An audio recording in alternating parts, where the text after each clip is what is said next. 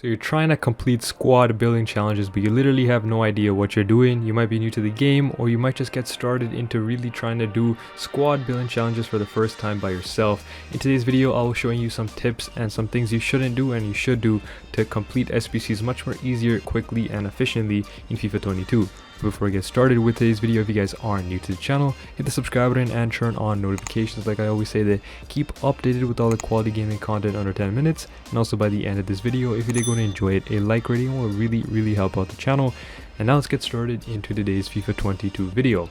So FIFA 22 is here. SBCs are out every single day. With Wants to Watch, they're releasing many SBCs, and well, our clubs are getting stacked as well day by day by opening packs, and I'll be teaching you how you can essentially do SBCs much better.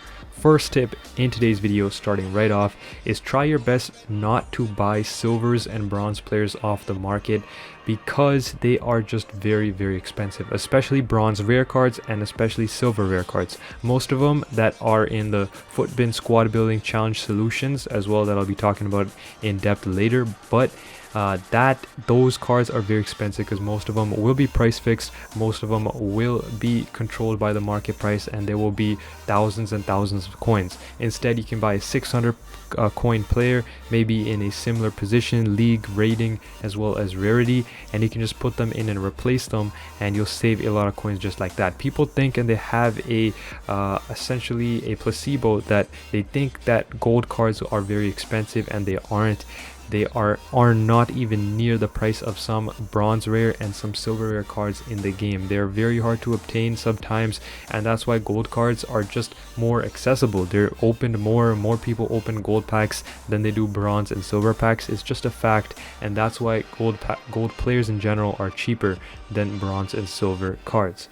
Now, another tip is to buy less and pack more. Now, what that means is, if you have players in your club already, by like playing division rivals, squad battles, whatever, maybe getting some untradeable players, try your best to use them in those SBCs, because if you don't use them, eventually they'll be wasted. Maybe you end up putting them into the wrong SBC, or you put in a higher rated card to make it an overkill SBC. You don't really want to do that. And moving on to the next point with that is using, how to make the 83 rated squad, or how to make a 82 rated squad using FUTBIN's website. I'll leave two links down below, one to how to make a specific rating squad, so it shows you what formulas essentially you need to use to make a specific rating team. If the SBC specification says you need to make an 80 rated team, it shows you what rated players you will need and multiple different ways to make that specific rating SBC. It's a very helpful tool, and I'll leave that down.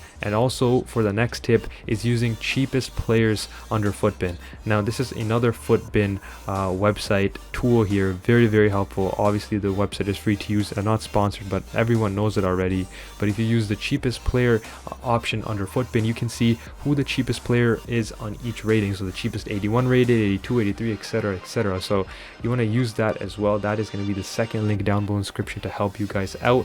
Now, the third thing is, don't use FUTBIN SBC solutions. You want to use the cheapest player option, that is great. You want to use the how to make the specific rating team, that is great. But using FUTBIN squad building challenge solutions, especially out of the top 5 or top 10 of those specific SBCs, they will be inflated. Like I said, a lot of people will be price fixing these cards, or a lot of people will be buying that top squad, so you don't really want to use those squads, because over time they'll be inflating in price, unless they're obviously a gold non-rare team or a gold rare team. Most of those teams that you see under squad building challenges, those are attainable essentially. But if you see some that have like bronze players or silver players, you don't really want to use them. In the long term, they really aren't the best, because you're going to be spending thousands of coins for a player that doesn't really give you a great return from your pack, and you want to get the best return for your pack and for the players that you've put in. That's why you do a squad building challenge, not to overpay for an SBC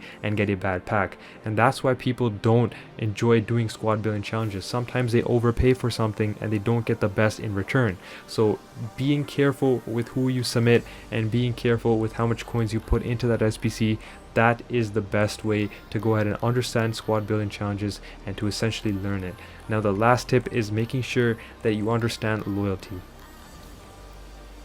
Now if you want a more in-depth video, I'll leave it on the iCard on top of the screen, but to sum it up, loyalty is essentially if you pack that player from a pack, that player automatically gets loyalty, or if you play at least 10 games with that player will automatically get loyalty as well. So that is loyalty, and that adds a +1 chemistry rating to that player. So if that player would get 7 chem on that specific team, now since that player has loyalty, they will get 8 chem instead, which is very helpful in some squad building challenges that require high chemistry requirements. Some of them have 85 plus chemistry requirements, and sometimes you may just have like a card sitting in your club that already has loyalty, and if you put that in, it will help boost that team up.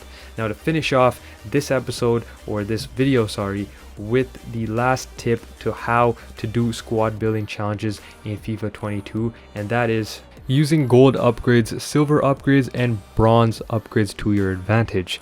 Now say for example you're watching this video down the line when Team of the Year comes out and the team requires you a Premier League players and you only have 2 in your club and you don't have any coins to buy any on the market. Now these upgrade SBCs are very helpful because literally anyone can do them.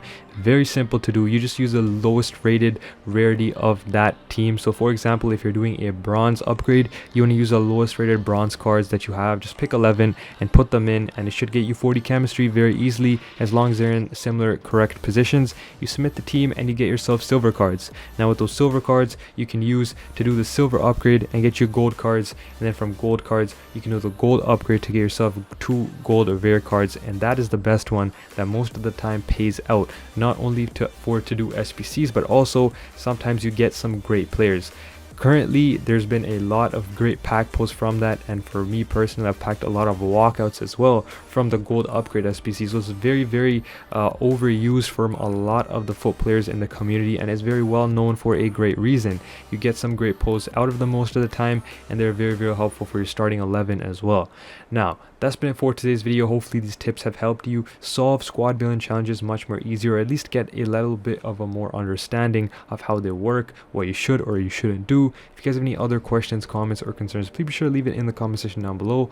I'll try my best to answer every single question down there. It's been a boy Nizion. I'll be catching you guys all in my next video. Peace out.